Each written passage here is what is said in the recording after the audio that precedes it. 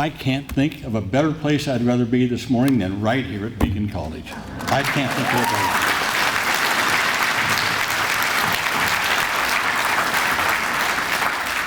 place. First, I want to thank the students for giving me the honor and privilege to be here with you on this important and exciting day. It has been said that graduation from college is one of the 4 great milestones in life. The other 3 being, of course, birth, death, and the day you and your parents finally pay off your student loans.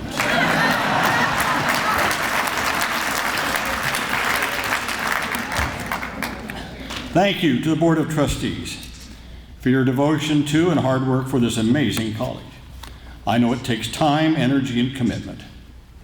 Thank you to the faculty, the life coaches, the learning specialists, for all that you do to illuminate the life abundant for your students and their families. Thank you to all of the parents and family for your love and support of these remarkable students, and for not taking a back seat to anyone in insisting on high academic goals and achievements for your sons and your daughters. Thank you to President Haggerty. Your life has been one of public service, especially in education, and more especially in the education of kids with special needs. I can only imagine your sense of pride at every Beacon commencement ceremony. And I want to thank you and the Board of Trustees for bestowing on me this honorary Doctor of Humane Letters. So my congratulations to this class of 63 heroes. I've come to realize in my life that being a hero is really a team sport. For every hero out in front, there's always the support team behind the scenes. Your support team has been your parents and grandparents, other family members, and the good people here at Beacon College. Your teachers, therapists, professors, life coaches, teaching specialists, and all the other Beacon staff who have fought for you, believed in you, and helped you along the way. Being a hero is a team sport. And you've had a great team backing you here at Beacon College. Now, I just heard all those nice flowery things said about me. And every time I hear those kind of things, I always remember there's an old saying where I'm from, out in Iowa, in the country, and it goes like this.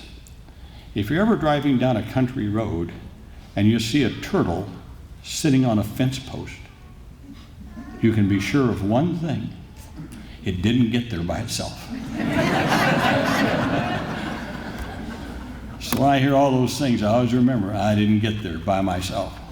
It was a team effort. And I keep telling people, young people like you, that if you really want your dreams to come true, don't sleep till noon.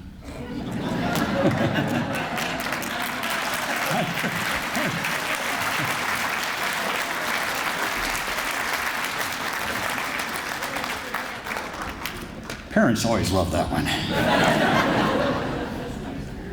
Keep challenging yourself. Think about your time here at Beacon. I bet you did things you never thought you could do. This school has always been a place for seekers and achievers, not for whiners and wimps. Beacon has prepared you well. You've been privileged to attend the best, the #1 college in America for students with learning challenges. You should be very, very proud of this. And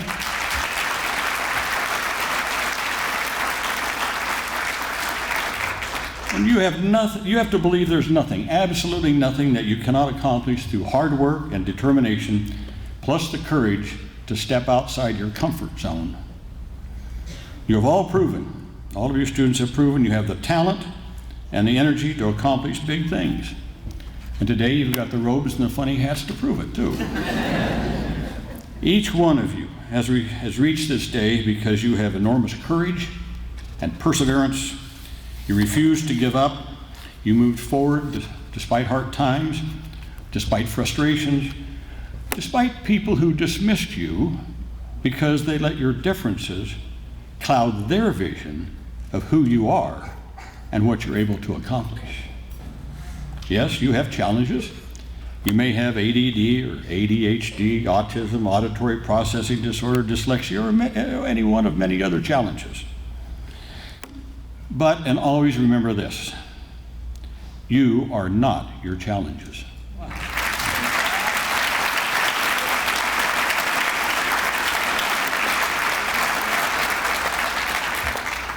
And while your challenges are a part of you, your challenges only limit you if you let them. Your challenges do not have to define who you are, what your dreams are, what you can accomplish, and how you can help make our world a better place. This July 26 marks the 27th anniversary of the signing of the Americans with Disabilities Act. As was said, I was privileged to be the chief sponsor of that legislation and see it through to its signing by President George H.W. Bush on July the 26th of 1990. Perhaps you've heard of this law. And there are 4 goals of the ADA, 4 goals: full participation, equal opportunity, independent living, economic self-sufficiency. I always point out to people that don't know a lot about it that there is not one nickel, not one dime given to a person with a disability under this bill. What we did was to break down the barriers so that people with disabilities could achieve each of those 4 goals. Now, how did I come to champion this legislation and draft it into law? Well, you heard a little bit. I grew up with my older brother, Frank, who when he was a little kid had spinal meningitis and became totally deaf. And we lived in this small town of 150 people. We were very poor people. My father only had a 6th grade education. My mother was an immigrant. And so the state came, took my brother away from our home, and sent him halfway across the state.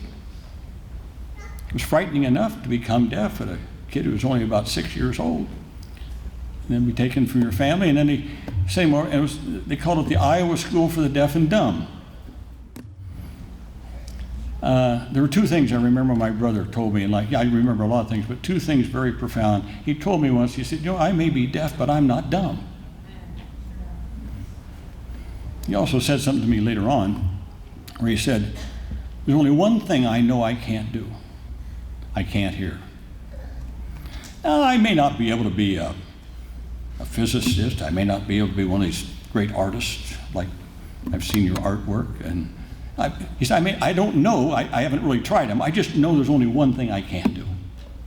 And I ought to be able to try to do whatever I want to do in life.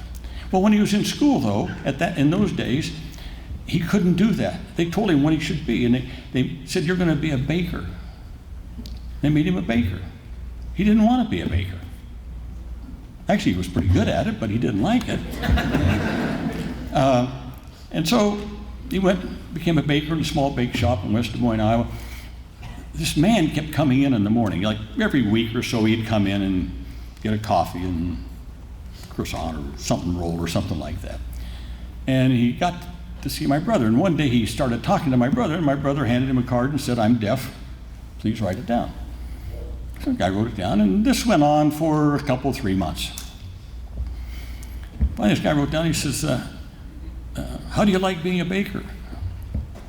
And my brother Frank wrote down, he says, I hate it. The guy says, well, must be pretty good at it. He said, I still hate it. He said, well, what do you want to do? He said, I like to work on machines. I like things that challenge me working on machines. I'm good at machines and things. Well, this guy said, that's interesting. I'm paraphrasing here. His name was Mr. Delavan. He owned a manufacturing company in Des Moines, West Des Moines. He employed about 250 people, and they made nozzles for jet engines, jet engines. And so he asked my brother, he said, well, why don't you come work for me? My brother did, went to work for him. Later, I didn't know Mr. Delavan then, but later on I got to know him. Wonderful human being. He told me, he took Frank down, my brother, down to the factory, put him with a foreman and said, give Harkin here a job on one of those machines, see what he can do. So he did, and Mr. Delavan told me about a month or so later he came back and asked the foreman, well, how's that Harkin doing? The foreman said, my God, it's amazing. This guy's the best worker I got. He never makes mistakes. He gets more parts per hour out, cleans up his workstation. It's amazing. Well, Mr. Delavan said he told me, I was amazed at this. I just hired him out of the goodness of my heart. And now to be told he's the best worker on the line. So we got to looking at him. And he said, it finally dawned on me. This line where they worked was very noisy. A lot of clanging and banging and drills and shouting and this and that. Didn't bother my brother a bit. He just went right on doing his job and never making mistakes. Delavan told me later on, he said, my God, he said, after that I went out and hired more deaf people. He says, it's good for my bottom line. I came home from the military once, Christmas. My brother was not married, and he asked me to go to the Christmas party at Delavan's with him. He'd been there for 10 years.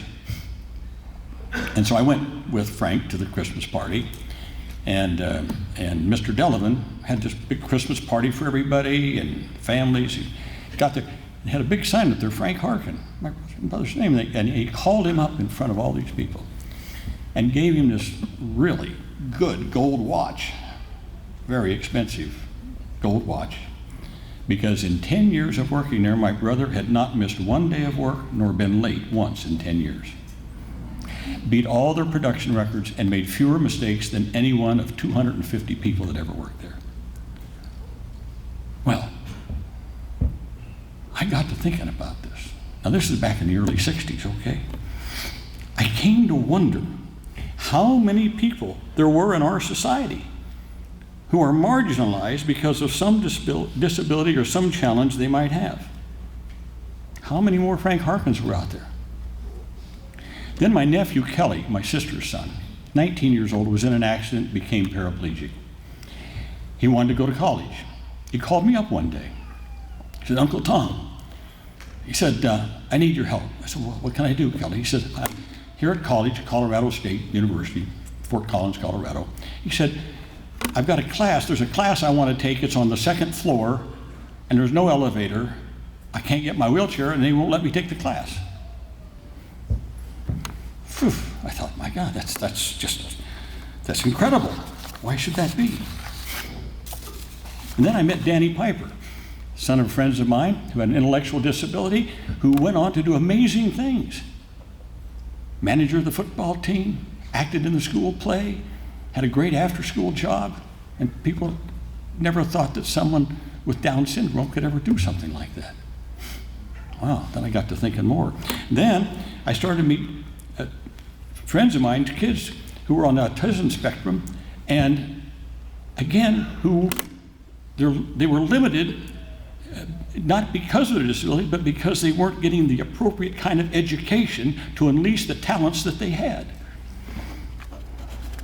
So I learned also that the Civil Rights Act of 1964, which banned discrimination on the basis of race, sex, color, national origin, religion, did not ban discrimination on the basis of disability. Until July the 26th of 1990, it was perfectly legal to discriminate openly against a person with a disability. So I came to realize, with many others, that what was needed was a broad civil rights bill, not just to answer Frank's problem, or to answer Kelly's problem, or Danny's or any other, but a broad civil rights bill that would cover all persons with any manner of disability or challenge in our country. It was an effort that took several years, involved hundreds of people in the disability community, individuals in both political parties, enlightened business leaders, many of whom had a person with a disability in their family. It was a beautiful, sunny day, that July 26, 1990, when the largest crowd ever, before or since, ever gathered on the White House lawn to witness a bill signing by the President. One of the most important messages from the ADA and the disability movement that helped create it is just this. Disability is a natural part of the human experience, and one's experience with a disability, like dyslexia, ADHD, deafness, blindness, bipolar disorder, autism, or anything else, should not prevent one from participating fully in all aspects of life. Now, since my retirement from the Senate, I have focused on employment of people with disabilities, where we have not made as much progress as I had hoped over the last 27 years. Now, part of this reason is the attitude problem. We still have hiring managers who think less of hiring a person with a disability based on the employer's fears, myths, stereotypes connected to those disabilities. So we've got to change attitudes.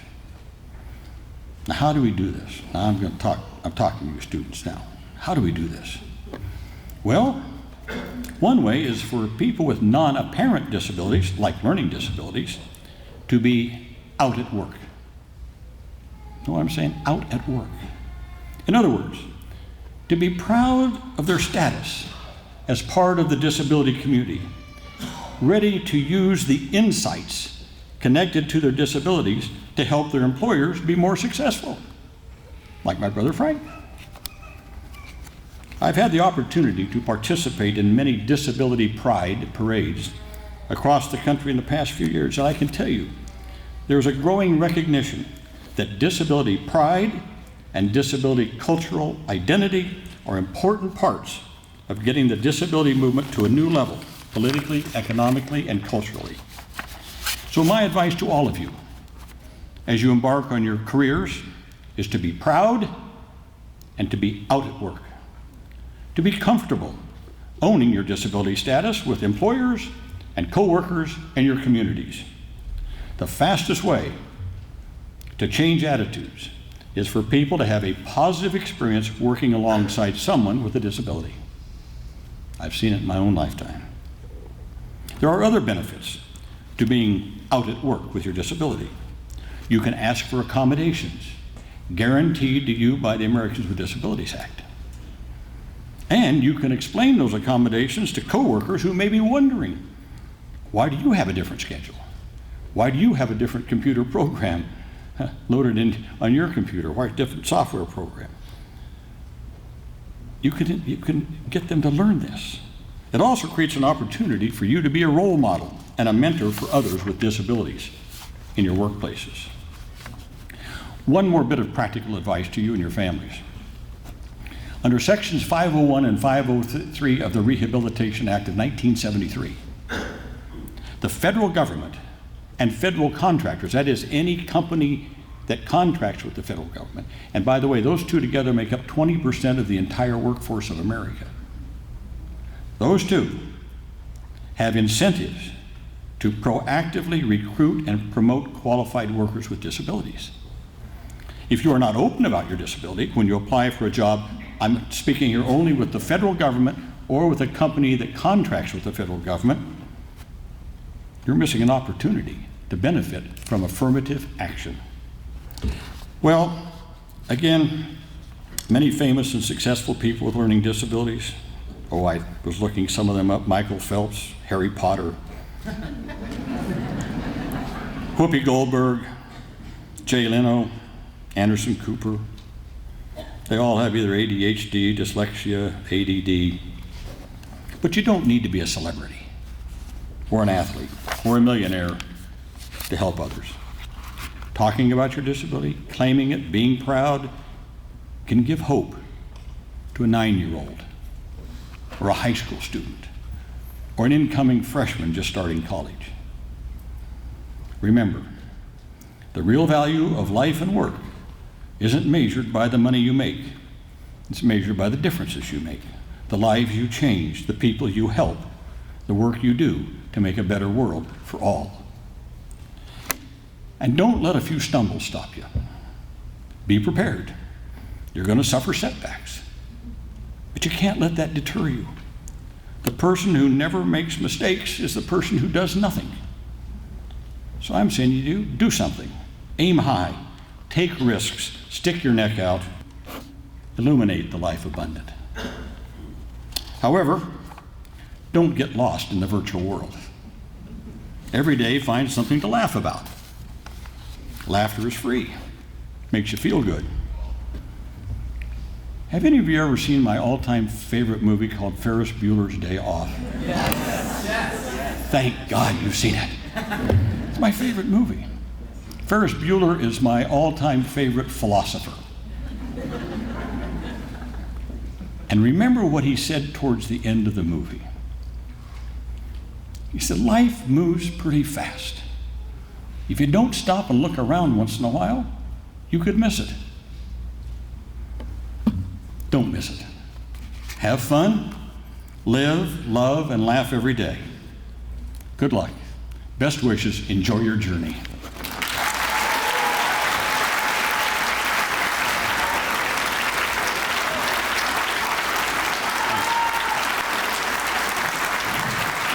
Thank you. Oh.